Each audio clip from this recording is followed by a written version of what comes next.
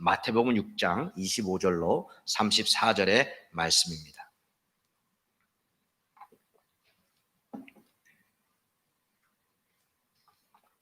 그러므로 내가 너희에게 이르노니 목숨을 위하여 무엇을 먹을까 무엇을 마실까 몸을 위하여 무엇을 입을까 염려하지 말라. 목숨이 음식보다 중하지 아니하며 몸이 의복보다 중하지 아니하냐. 우리 같이 읽겠습니다. 공중의 새를 보라. 심지도 않고 거두지도 않고 창고에 모아들이지도 아니하되 너희 하늘 아버지께서 기르시나니 너희는 이것들보다 귀하지 아니하냐. 너희 중에 누가 염려함으로 그 키를 한 자라도 더할 수 있겠느냐. 또 너희가 어찌 의복을 위하여 염려하느냐. 들의 백합화가 어떻게 자라는가 생각하여 보라. 수고도 아니하고 길쌈도 아니하느니라. 그러나 내가 너희에게 말하노니 솔로몬의 모든 영광으로도 입은 것이 이 꽃 하나만 갖지 못하였느니라. 오늘 있다가 내일 아궁이에 던져지는 들풀도 하나님이 이렇게 입히시거든 하물며 너희일까 보냐. 믿음이 작은 자들아. 그러므로 염려하여 이르기를 무엇을 먹을까 무엇을 마실까 무엇을 입을까 하지 말라. 이는 다 이방인들이 구하는 것이라. 너희 하늘 아버지께서 이 모든 것이 너희에게 있어야 할 줄을 아시느니라. 그러즉 너희는 먼저 그의 나라와 그의 의를 구하라. 그리하면 이 모든 것을 너희에게 더하시리라. 그러므로 내일 일을 위하여 염려하지 말라. 내일 일은 내일이 염려할 것이요 한날의 괴로움은 그날로 족하니라. 아멘. 도스토옙스키의 단편 소설에 보면 제정 러시아 시대에 시청 공무원이 시장이 시찰을 하게 됐을 때 실수로 그의 발을 밟게 되었습니다. 바로 즉시 시장에게 잘못했다고 용서를 구했는데 시장이 옆에 있는 사람들과 대화를 하느라고 그 사실을 잘 인식을 하지 못했습니다. 그래서 그 사람 마음 가운데 아래에 있는 그 공무원 그 마음 가운데 근심과 걱정과 염려가 있는 겁니다. 시장이 내 사과를 안 받아줘서 내가 잘리면 어떡하지? 내가 해고당하면 이제 우리 가족들과 어떻게 살아가야 되나? 잠을 설쳤습니다. 그 걱정을 하니까 염려가 돼서 밤새 잠을 못 잤습니다. 그래서 아침 일찍 일어나서 이제 시청에 또 근무를 하러 나갔는데 그날 일찍 또 시장이 사람들과 있을 때 시장에게 가서 또 잘못했다고 제가 실수로 그 발을 밟게 되었다고 말했는데 또 그때도 역시 시장이 여러 사람들과 함께 있다 보니까 그 사람의 말을 듣지를 못하고 들은 채 만 채, 본 채 만 채 했습니다. 그래서 그는 시장이 단단히 화가 났구나. 그래서 그날도 집에 들어와서 또 밤새 염려와 걱정하느라고 잠을 못 자고 그날 아침에 시청에 일찍 가자마자 시장실로 가서 면담을 신청해서 시장을 만났습니다. 그리고 시장 앞에 무릎 꿇고 시장님 잘못했습니다. 죄송합니다. 제가 실수로 발을 밟았습니다. 저는 처자식이 있어서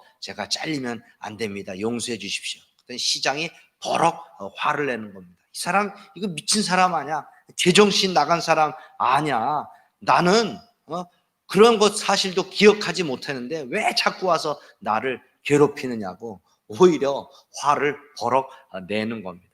그 사람이 너무너무 또 근심 걱정 염려 속에 이제 시장실을 나와서 그날 밤에 또 잠을 못 자는 겁니다. 시장이 알면서도 그 사실을 알면서도 나를 용서해 주지 않으려고 단단히 시장이 삐졌구나, 화가 났구나. 아침에 일어났는데 아내가 보니까 남편이 죽어 있는 겁니다. 너무 그 염려가 그를 누르니까 그 염려 속에 그 사람이 죽게 되었던 것이죠. 여러분은 어떤 염려를 하고 살고 계십니까? 아마 대부분 다 코로나에 대한 염려가 있을 겁니다. 어머 코로나 나도 걸리면 어떡하지? 예. 마스크 쓰고 가야지. 조심해야 된다. 마스크 내리면 안 된다. 온 나라가 지난 2월 3월 이후에 300명 확진자가 넘은 적은 처음이니까 다들 코로나의 공포 속에 살고 있을 겁니다. 또 여러분은 어떤 염려를 많이 하고 있습니까? 아마 집 없는 분들은 집에 대한 염려를 하고 있을 겁니다. 지난번에 국민일보에 한 그 칼럼이 나왔는데 잊지 못할 예화가 있습니다. 어떤 두 사람이 대한 이야기인데 아마 30대 젊은 직장인이었던 것 같습니다. 자기가 인생에서 가장 잘한 선택이 있다면 그때 빚을 내서 집을 산 거랍니다. 또 한 사람은 가장 최고의 후회될 일이 있다면 그때 주인이 돈을 조금 얹어서 집을 사라고 했을 때 샀어야 되는데 내 집을 마련하지 않은 것, 집을 사지 않은 것이 인생 일대의 가장 큰 후회다라고 그렇게 칼럼에 써놓은 것을 보았습니다. 여러분, 건강과 지배에 또 어떤 염려를 합니까? 아마 코로나 때이기 때문에 경제적인 염려가 여러분 가운데 있을 겁니다. 코로나로 많이 어려우니까 어떻게 살아가야 될 것인가 큰 근심과 걱정과 염려 속에 사는 가정들이 많은 것으로 압니다. 우리가 이 세상을 살아가는 동안 염려 없이 살 수가 있을까요? 아마 그런 염려의 종류가 틀려서 그렇지 다들 크고 작은 그 염려는 누구나 다 가지고 있을 겁니다. 어린 아이들은 학원 숙제에 대한 염려가 있을 것이고 숙제에 대한 염려가 있을 것입니다. 나이 드신 분들은 아마 그 노후에 대한 걱정이 많이 있으실 것입니다. 사람마다 차이가 있어서 어떤 사람은 심하게 염려를 하고 그것을 표현을 잘하는 것이고 어떤 사람은 염려가 많지만 그 표현을 잘 하지 않는 그 사람 개인에 대한 차이지 염려가 없는 사람은 하나도 없다는 겁니다. 이 염려라고 하는 단어가 worry입니다. 이 어원을 한번 찾아보니까 물어뜯는다. 짐승이 이빨로 목을 PPT 보여주세요.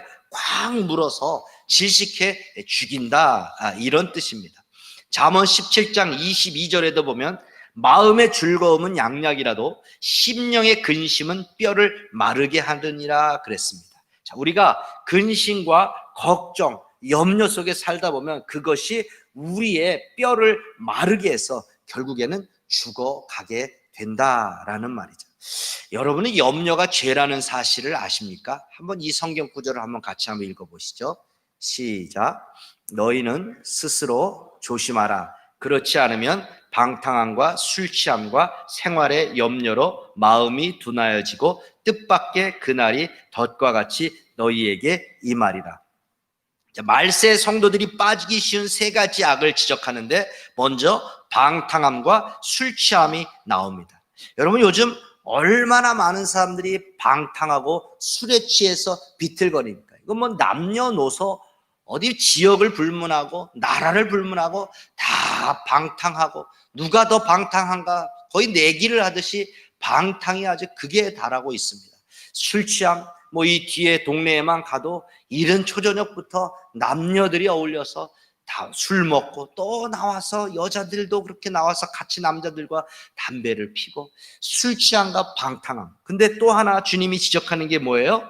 생활의 염려로 마음이 둔해지고 생활의 염려를 같은 죄로 지적하고 있습니다. 자, 여러분, 이런 생각을 한번 해보셨어요?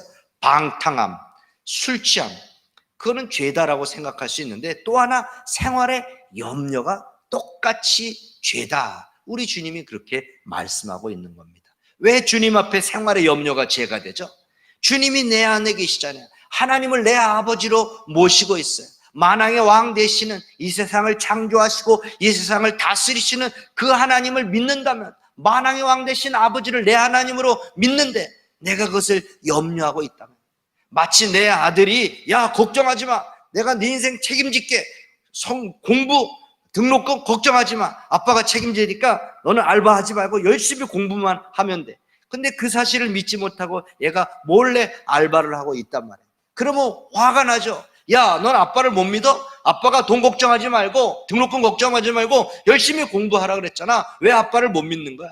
아빠가 화를 내는 것처럼 우리가 하나님을 불신하는 것이 아버지 하나님을 믿지 않는 것이기 때문에 그것이 죄악이다. 우리 주님은 그렇게 지적하고 있는 겁니다. 오늘 본문에서 예수님은 피조물 된 우리에게 안타까워서 25절에서 27절까지 이렇게 또 말씀하고 있어요. 같이 한번 읽어볼까요? 그러므로 내가 너희에게 이르노니 목숨을 위하여 무엇을 먹을까 무엇을 마실까 몸을 위하여 무엇을 입을까 염려하지 말라. 숨이 음식보다 중하지 아니하며 몸이 의복보다 중하지 아니하냐. 공중의 새를 보라. 심지도 않고 거두지도 않고 창고에 모아 들이지도 아니하되 너희 하늘 아버지께서 기르시나니 너희는 이것들보다 귀하지 아니하냐. 너희 중에 누가 염려함으로 그 키를 한 자라도 더할 수 있겠느냐. 그렇습니다, 여러분. 피조물된 우리들이 염려한다고 너희들의 키를 한 자 30.3cm 그 정도를 크게 할 수 있겠느냐. 염려해봤자 아무 소용없다. 염려해야 아무 소용이 없으니 하지 말아라. 자, 근데 여러분, 여기 키로 번역된 헬리키아가 생명으로도 번역이 됩니다. 내가 염려함으로 30cm를 걸어갈 수 있는 그 기간 동안의 생명을 연장할 수 있겠느냐?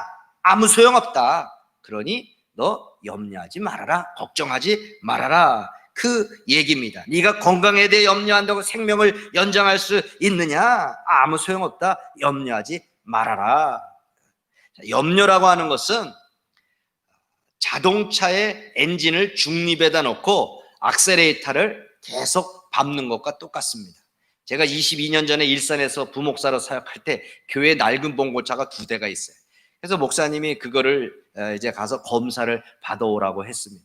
가서 검사를 하는데 그 직원이 저한테 그런 거예요. 목사님, 교회 차가 써 있으니까 목사님, 이게 수치가 약간 높게 나와서 통과가 안 되니까 나가서 공터에 가서 몇 번만 좀 세게 밟고 들어오세요. 가서 이제 그 배기가스, 나쁜 가스를 좀 밟고 오라는 거죠. 그리고 들어갔더니 합격이 된 거예요.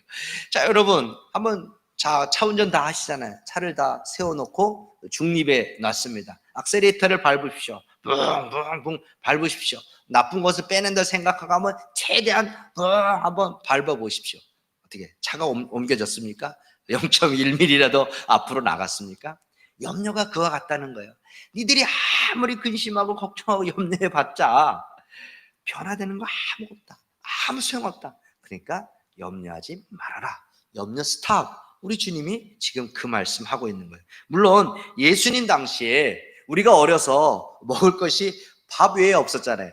음료수, 냉수 외에는 없었죠.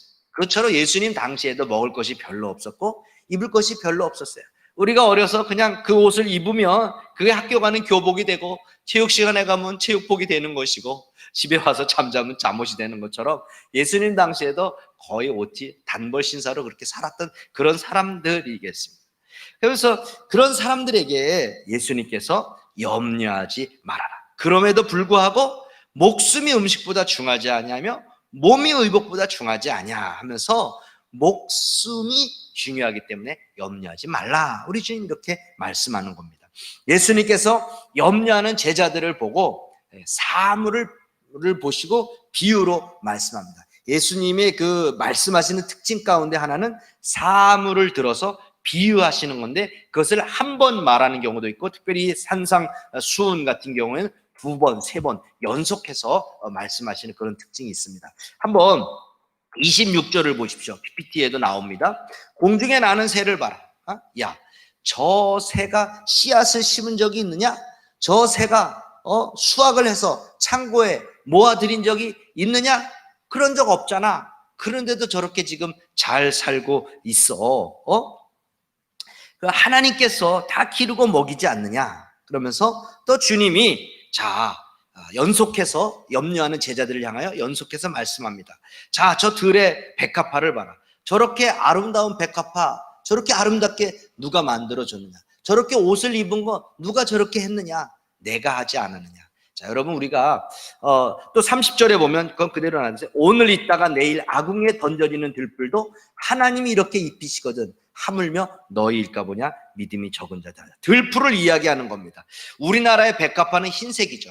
근데 이스라엘의 백합화는 저 색깔입니다. 아셨던 분도 있지만 처음 아마 보는 분도 있을 거예요. 아네모네라고 해서 저렇게 흔한 백합화입니다.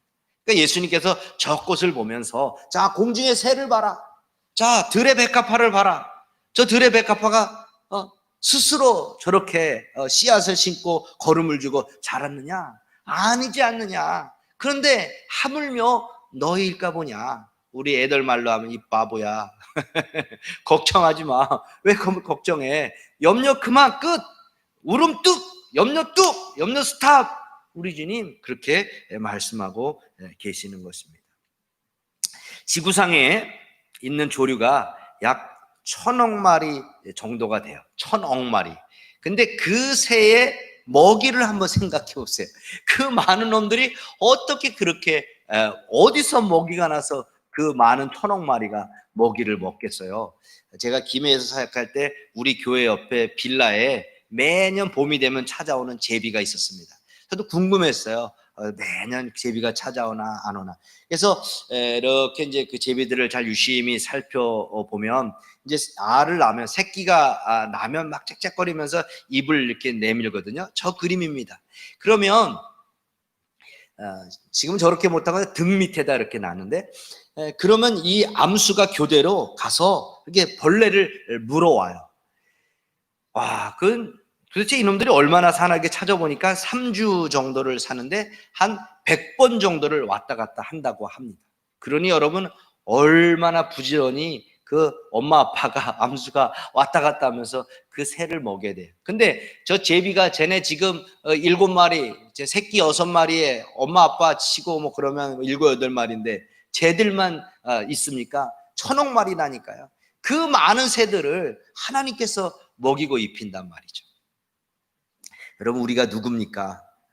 하나님의 사랑받는 자녀입니다. 그래서 스바냐는 우리에 대해서 말하기를 하나님이 우리로 인하여 그 기쁨을 이기지 못하여 한다라고 말하고 있습니다. 여러분은 하나님의 사랑받는 존재인 줄 믿습니다. 하나님은 여러분을 사랑하기 위해서 우리와 사랑받고 사랑하고 사랑받기 위해서 여러분을 이 땅 가운데 태어나게 하셨습니다. 그래서 예수님을 이 땅 가운데 내어주셨고 값없이 내어주셨고 십자가에 못 박혀 죽도록 그렇게 하신 것이죠. 그 예수님의 그 사랑, 그 하나님의 사랑이 저는 어떻게 느껴지냐 하면 우리 아이들 죄송합니다. 이렇게 수저를 떠서 밥을 떠서 여기다가 반찬을 넣고 이렇게 기다리고 있는 그 엄마 아빠의 심정 같은 그런 생각이 듭니다.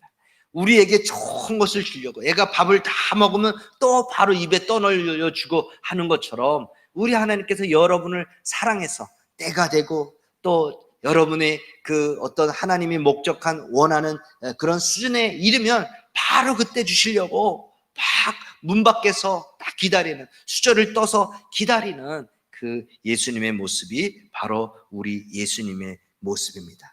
내 마음에 염려가 생겨서 하나님과의 관계를 깨트리고 할 때마다 날아다니는 새를 보시기를 바랍니다. 가꾸는 사람 없어도 온 천지에 충만한 그 들풀을 바라보시기를 바랍니다. 이제 코스모스가 필 텐데요. 그 코스모스를 바라보면서 여러분 자신에게 말씀하세요. 염려가 찾아올 때마다 그 코스모스를 보고 날아다니는 새를 보면서 너희일까 보냐, 너희일까 보냐, 하물며 너희일까 보냐, 그렇게 여러분 자신에게 말씀하시기를 바랍니다. 그럼 이제 구체적으로 어떻게 우리가 염려하지 않고 살 수 있습니까? 기도하시기를 바랍니다. 종교개혁자 마틴 루터가 하루 종일 하나님의 뜻을 이루기 위해 세상에서 싸우다가 저녁이 되면 창가로 다가가 이렇게 기도했습니다. 하나님, 이 세상이 제 것입니까? 아니면 하나님 것입니까? 이 교회가 제 것입니까? 아니면 하나님 것입니까? 당신의 세상이요, 당신의 교회라면 그것을 친히 돌보십시오. 저는 이제 잠자러 가겠습니다. 그리고 자러 갔대요. 이것이 하나님 자녀된 백성들의 태도입니다. 1세기의 그 문서들을 살펴보면 우리 크리스찬들의 이름 앞에 별칭이 하나 붙어 있었는데 결코 염려하지 않는 사람, 이런 별칭이 붙어 있었습니다. 결코 염려하지 않는 사람 최병, 결코 염려하지 않는 사람 최은설. 이렇게 그 이름 앞에, 하나님의 사람의 이름 앞에 예수 그리스도를 마음 중심에 모셨기 때문에 결코 염려하지 않는 사람이라고 하는 별칭을 붙여서 그렇게 불렀다라고 합니다. 그래서 바울은 아무것도 염려하지 말고 다만 모든 일에 기도와 간구로 너희 구할 것을 감사함으로 하나님 앞에 아뢰라 그랬습니다. 아무것도 염려하지 말고 다만 할 것을 하나님 앞에 그 염려를 맡기며 기도하는 겁니다. 염려, 마음이 나누이다, 찢기다, 그런 뜻이에요. 우리가 염려하다 보면 마음이 나누어져요, 찢겨져요. 하나님께서 우리가 분리가 되는 것이죠. 바로 하나님 앞에 나가서 기도하는 여러분 되기를 바랍니다. 따라합니다. 염려 대신 기도. 염려 스탑. 예, 두 번째, 그래도 여러분 마음에 염려가 떠나가지 않으면 한번 구체적인 실천을 이렇게 해보세요. 염려 상자를 한번 만들어 보시기를 바랍니다. 아서 랭크라고 하는 그 사람이 있었는데요. 지금은 아마 그 호스피스 사업을 하는 것 같아요. 인터넷을 찾아보니까 그분이 사업에 대한 걱정거리를 하고 있었어요. 불확실한 미래 때문에 늘 마음이 불안하고 초적 가운데 쫓기는 생활을 했어요. 근데 어느 날 지혜가 떠올랐어요.